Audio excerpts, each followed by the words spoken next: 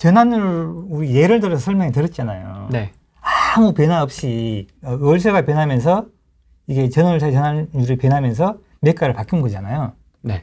이게 이제 우리가 이제 시장을 가격을 파악할 때 너무 매가에다가 초점 맞추지 마시고 이 재화가 아니 이 물건이 내가 사용하는 물건이 아니면 이런 물건들이 얼마의 어떤 생산성이 있나, 얼마의 어떤 비용이 들어가냐 이런 걸로 판단하기 정확하거든요. 네. 그게 금리하고 연결되어 있거든요. 그게 이 가격이 변하는 거잖아요. 그냥 임차인 입장에서는 비용이고 임대인 입장에서는 수익률이잖아요. 이게 균형을 맞춰가거든요. 누가 유리한 게 없다니까요. 한쪽에서 유리하게 되면은 공급을 멈춰본다니까요. 아니 마이너스가 되고 이러면은 수요가 들어오고 플러스 되면 또 수요가 안 들어오잖아요. 네. 이게 계속 균형을 맞추고 하는 과정이 반복되는 시장이 우리가 주택시장이거든요. 균형될 수 없는 시장이에요. 시장 구조적으로. 그래서 무조건 변동성이 생기는 시장인데 이걸 변동성을 낮추는 역할이 정부가 하는 역할이고 이 변동성을 우리가 이용한 시장이 뭔가 투자고 그런 거였거든요. 그걸 이해하셔야 되는데 너무 매가가 비싸다 싸다는 이 관점에서 시장을 보게 되면은 내가 매도 시점이나 매수 시점을 놓쳐버린다니까. 특히 실수요자분들은 그래요. 투자의 관점에서는 수익률을 보기 때문에 좀 더 덜해요.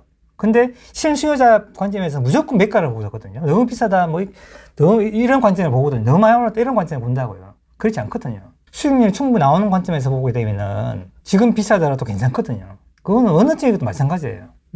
그런 관점에서 보셔야 되지, 너무 한쪽만 보시지 마시라. 이게 수익률 관점에서 보는 거예요. 수익이 바뀌면서 매가도 바뀐 거고 자산 가치도 바뀐 거잖아요. 우리 눈에 이제 안 보이는 거였기 때문에 그게 시장, 이번에 이제 금리가 오르면서 드러난 것 뿐이잖아요. 그런 관점에서 우리가 한번 깊게 한번 보시라는 뜻이에요. 이 전세가율이 굉장히 높은 이제 지역들은 성장이 끝난 상품이거나 지역이거든요. 높은 수익률을 준다는 거잖아요. 리스크가 굉장히 있는 지역이죠. 갭이 90%라고 좋다고 막 달려가지 마시고, 왜 갭이 높은가 이유가 있잖아요. 소도시 완전 구축. 네, 구축이고, 뭐, 성장이 끝나는 구축이고 하면 빌라고 이런 데잖아요. 그러면 거기에 내가 사서 누군가 성장해서 누가 들어야 되는데 안 들어온다는 얘기거든요. 이니즈로 가가지고 막 펌핑 해가지고 올려도 나중에 돌아보면은 다시 다 내려와 있다고요. 보면은. 그런 지역이 있다고요. 그런 지역들은 잠시죠. 투자자가 들어가서 잠시 하는 역할이고 진짜 성장 아니거든요. 이런 지역은 우리가 안 들어가 있나. 근데 지금 책도 뭐 보면 1,000만으로 돈을 벌었다 이런 책도 지금도 나와요. 또 뭐냐면은 이게 분석가하고 투자자하고는 또 달라요. 분석가들은, 분석하신 분들은 우리가 이제 학계에 계신 분들이나 네. 우리가 이제 정권사에 계신 분들 분석을 잘 해요. 지나갈 건 가지고 분석하죠. 근데 우리 같은 사람은 투자자잖아요. 미래를 분석하거든요. 근데 그 통계를 사용할 수 없느냐를 갖다가 우리가 늘 고민하거든요. 제가 그랬잖아요. PR을 사용할 수 없다. 얘는 고점, 저점을 판단할 수 없는 통계다고 늘 이야기하거든요. 근데 그런 분들은 그걸로 고점이 17년부터 왔다고 판단하거든요. 그 4년 내내 하락 얘기해요. 그럼 이거 한번 맞췄잖아요. 확률이 25%밖에 안 돼요. 그분은. 물 들어왔습니다. 네. 그분도 물 들어간 거예요. 네. 그래서 분석하시는 분들하고 투자하시는 분들 관점이 좀 다르고요. 근데 저는 분석하시는 분들 또 내용도 보라고 이야기해요.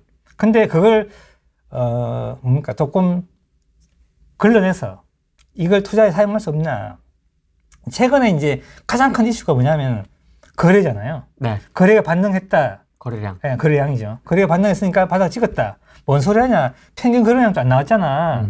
두 개 완전 갈렸죠. 맞습니다. 왜 그런지 아세요? 거래가 예측한 단계가 아니기 때문에. 그걸 가지고 시장 들어가서 예측 하나 해보라고 했어요. 네가 대구 와서 지금 거래량 보여줄 테니까 네가 어느 시점 한번 맞춰보라 했어요. 못 맞추는다니까요.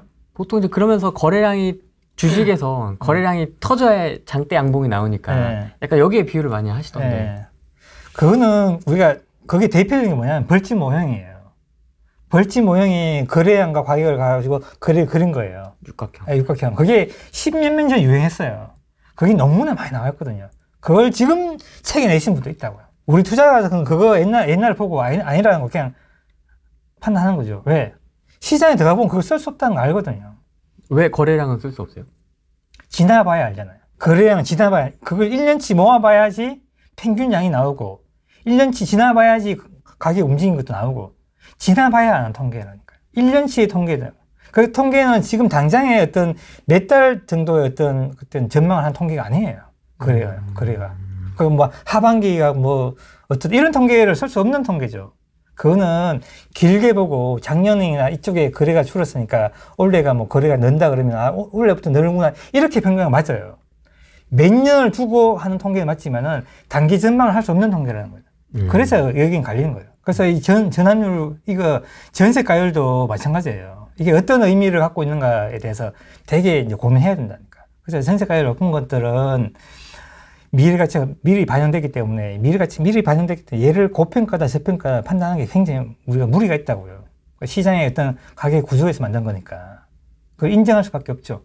예, 그 저금리 상태에서는 그렇게 여러 가지를 우리가 판단하고 난 뒤에 매가의 판단이 돼야 되지 우리가 매가만 가지고 판단하기는 굉장히 좀 위험하다. 그렇게 보는 거예요. 전세 성장이 이렇게 고르게 돼야 되지만은 비용이 이제 증가하잖아요. 임대료가 조금씩 올라가잖아요. 네. 월세 올려달라 하잖아요. 우리가 뭐 임대하시는 분들이 올랐기 때문에 월세 올려달라 이렇게 하거든요. 매매가 아니고 임대료의 성장이잖아요. 렌트비의 성장이거든요. 이거는 원래는 이렇게 고르게 가야 되는 게 맞는데 우리나라 주택시장은 전세가 돼 있기 때문에 전세의 변동은 공급에 생기거든요. 그 변동성이 크다고요. 이렇게 크게 나오면서 여기에 뭡니까? 여기 수렴하거든요. 그 이걸 우리가 이용하는 거잖아요. 네. 이때는 하락이고 이때는 상승이다고요. 이게 가는 걸 이해하는 수밖에 없어요.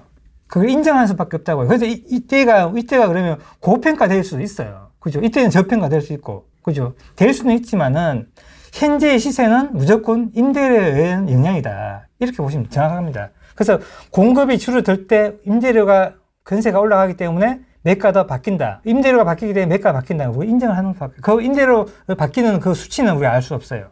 왜냐하면 그건 시장의 환경에 영향을 받거든요. 어떤 구조의 영향, 뭡니까? 우리 임대차 3법이라는 나쁜 정책이 만들어놨기 때문에 네. 변동성을 크게 만들 수 있는 구조가 만들어놨죠, 지금은요. 그래서 제가 크게 변동성을 만들 거라고 하는 이유가 그런 거예요. 공급이 적을 때. 그래서 굉장히 위험하게 돼 있다. 그걸 잘 이용하면은 크게 돈을 벌고 잘 못하면은 또 마이너스 되는 거죠. 이걸 잘 타야 되는 거죠. 여기 보면은. 변동성을. 어떻게 보면 이 사이클이 4년으로 이제 더 크고 깊게. 예, 그럴 가능성이 너무하죠. 그러면 이제 기회도 커지고 리스크도 커지고. 맞아요. 맞습니다. 그렇게 되는 거죠. 정부가 그런 걸 이해한다면은 그런 정책들을 없애야 되죠. 없애는 게 맞습니다. 그게 실수요자를 위해서 그런 거예요. 투자자를 위해 이 시장 더 좋죠. 안 그래요? 변동 더 크니까. 잘 이용하면 더 큰 수익이 나니까. 그런데 이제 실수요자, 우리 주택시장 전체를 보게 되면은 그런 정책이 나쁜 거예요. 내가 볼 때는. 투자자 입장에서 좋고요. 실수요자 입장이 나쁘죠. 당장은 뭐 내가 전세 4년 살아서 좋죠. 당장은 좋죠. 길게 보면 나쁘다. 이거 한번 문제 안 내보세요. 강남 10억 아파트 대출이자 10%, 연소득 1억, PIR 10, 대출 비용은 1억이고요. 강남 30억 아파트 대출이자 3.3%고 연소득 1억, PIR 30, 대출 비용은 1억. 이게 앞에 우리 공부했던 거랑 똑같은 거예요. 대출이자 10%라는 거는 비용이죠. 전월세 전환율이랑 똑같은 거예요. 비용이에요. 누군가는 비용이고 누군가는 수익이에요. 이 아파트를 대출이자 10% 내서 내가 사는데 그분이 소득이 1억이에요. 그 PIR 10이죠. 네. 근데 이걸 한꺼번에 이제 1년에 갚으면은 10%는 1억씩 갚아야 되잖아요. 네. 대출이자 1억이죠. 똑같죠. 30억인데 강남이 30은 이제 바뀌었잖아요. 30억으로. 대출이자 떨어지게 되면 3.3 떨어지게 되면 연소득 1억이면 PIR 30 바뀌었잖아요. 네. 대출은 똑같잖아요. 비용은 렌트비는 똑같다고요. 아까 우리 월세 공부하듯이 똑같은 거예요. 그러면 우리 강남을 고평가라고 이야기할 수 있냐고요. 비용은 똑같은데. 그걸 사용한 비용은 똑같다고 1억 사용한 똑같다고요. 근데 PR은 30으로 바뀌었잖아요. 근데 금리는 3.3%죠. 이 말은 뭐냐면은 네가 3.3% 돈을 빌려서 천천히 30%를 갚아라는 얘기입니다. 사용하면서. 그래서 외국 같은 경우는 30년 모기지, 50년 모기지가 있는 거예요. 금리가 떨어지게 되면은. 금리가 높으면은 30년 모기지 이런 거 은행에서 내지를 못해요. 그럼 은행도 리스크가 커가지고. 보통은 요 앞 이렇게 가리고 이렇게 얘기하거든요. 그렇게 얘기하죠. 10억이 30억 됐다. 네. 야, 이걸 가지고 문제를 내면 어떻게 되냐면 강남 아파트 매매 가격 30억이고 연소득 1억이다. 월세 수익이 10억이 10% 나오면은 대출 이자가 3.3%인데 이게 매수해야 됩니까? 이 문제는 문제 낸 거예요. 이런 물건이 있을까요? 30억짜리가 월세 수익 10% 있는 물건이 없다고요, 시장에. 이 물건이 지금 60억이 돼 있다고요. 반영이 돼 있죠. 다 돼 있다고, 이미. 이런 물건이 없다고. 근데 시장에서는 이걸 요구하고 있잖아요, 지금. 이렇게 돼야 된다고. 네, 돼야 된다고 요구를 하고 있다고요. 말이 안 되죠. 근데 이런 설명을 해야 되는데 설명 안 하고 있거든요. 그냥 단지 가격만 보고 네가 30 됐으니까 뭐 이런 얘기 하잖아요. 네. 네가 평생 번 월급 네, 30년 30년 때려박는 게 말이 되냐? 말이 되냐 이렇게 얘기하는 거예요. 시장이 바뀐 거, 이 금리가 바뀐 것이 아니냐고. 그래서 금리에 대한 리스크는 있어요. 없는 거 아니에요.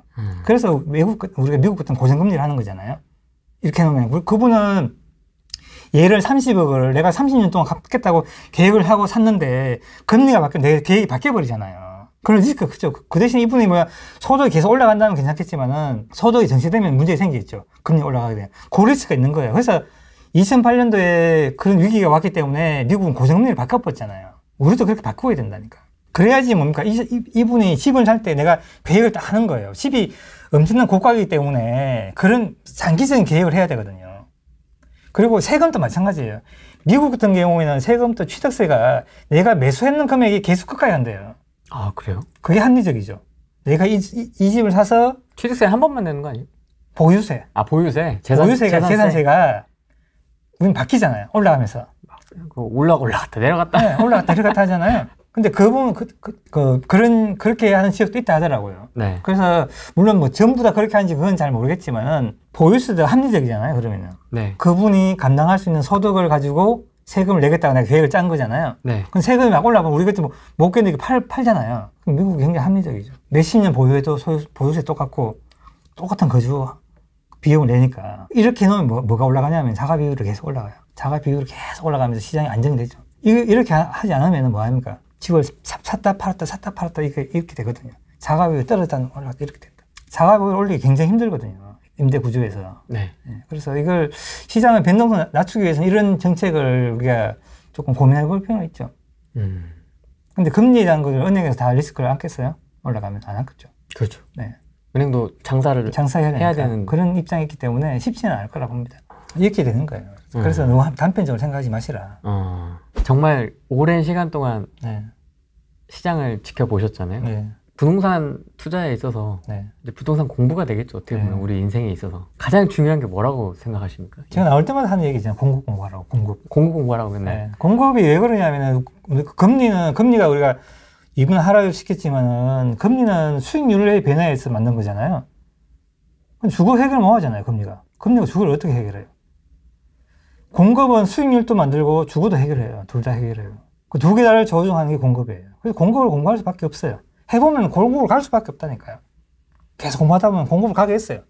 금리 공부하다 공급을 간다니까요. 그래서 금리 공부해야지만이 이게 시장을 분석이 된다니까요. 그래서 공급에 의해서 시장의 어떤 변곡점 만드는 것, 또 공급에 의해서 수익률이 어떻게 연결돼서 나오는지 그런 것들을 공급에 의해서 다 나오거든요. 지방의 어떤 특색들 있잖아요. 지방에 갖고 있는 특색들이 있어요. 그런 것들을 좀 가미시키면 더 훨씬 더 좋고요.